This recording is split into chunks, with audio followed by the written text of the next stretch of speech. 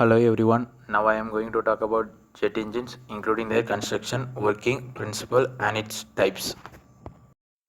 Now I will explain the introduction of a jet engine. A jet engine is an engine that produces high thrust by sending hot gases out at high speed. This thrust helps the aircraft move forward. Jet engines are mainly used in fighter aircraft and commercial aeroplanes. The working of a jet engine is based on gas turbine technology. It takes the energy from the fuel and converts it into thrust, which moves the aircraft forward. This slide shows the different types of jet engines. There are six main types. First, the turboshaft. Instead of mainly producing jet thrust, it produces rotating shaft power. It is commonly used in helicopters to run the rotor. Then turboprop. The engine uses its power to rotate propeller. It is mainly used in small and regional aircraft. Next, turbofan. It has a large fan at the front. The fan pushes a large amount of air backwards. It is commonly used in commercial passenger aeroplanes because it has high efficient in fuel. Then turbojet. Air enters the engine, then get compressed. After that, fuel is burned and hot gases come out at high speed. This produces thrust. It is mainly used in some fighter aircraft. Then ramjet. Ramjet, it does not have a normal compressor. The forward speed of the aircraft compresses the incoming air. Hence, it works well at high speed, especially supersonic speed. After that, scramjet. It is similar to ramjet, but the air continues moving at supersonic speed inside the engine, and it is designed for highly and extreme supersonic speeds. Now let's look at the construction of a jet engine. A jet engine is made up of several important parts, and each part has a specific job. First, we have the air intake. It allows the air from outside to enter the engine. Next, the compressor. It compresses the incoming air and increases its pressure. After that, the compressed air goes into the combustion chamber where the fuel is added and burned with the air.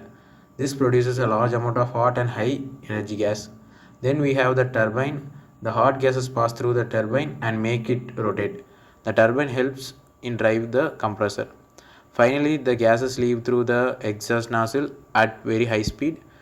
This high-speed exhaust produces the thrust that pushes the aircraft forward.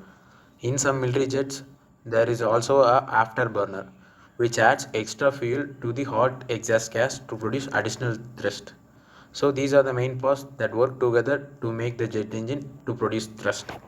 So after understanding the construction of a jet engine, let's now look at its principle of operation. This jet engine mainly works on Newton's third law of motion, which says that for every action there is an equal and opposite reaction.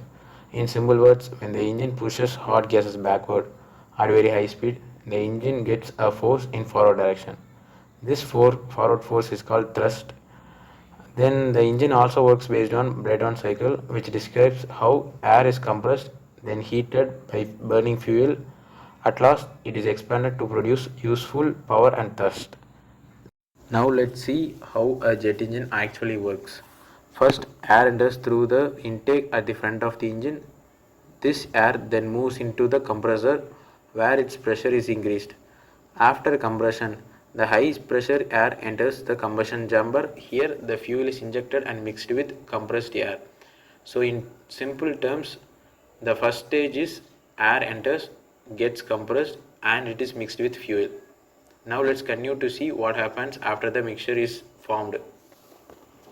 Once the fuel and the compressed air are properly mixed, the mixture is ignited inside the combustion chamber. This produces very hot and high pressure gases. These gases expand and flow towards the turbine. The turbine extracts some of the energy from these hot gases. This energy is used to rotate the shaft, which in turn drives the compressor at the front. After passing through the turbine, the remaining hot gases continue towards the nozzle. So at this stage, the engine has converted the fuel energies into a high-speed gas flow. Now let's see how this gas flow finally produces thrust. Finally, the hot gases enters the exhaust nozzle. The nozzle accelerates these gases at very high velocity. According to Newton's third law, when the gases are pushed backward at high speed, equal and opposite reaction produces forward thrust. This thrust moves the aircraft forward. In fighter aircraft, an afterburner can be used to produce additional thrust. It injects and burns extra fuel in exhaust stream, increasing the energy and velocity of these gases. Now coming to the advantages and the applications of jet engine, the first major advantage is high thrust. Jet engines produces a large amount of thrust which helps an aircraft take off and carry heavy loads.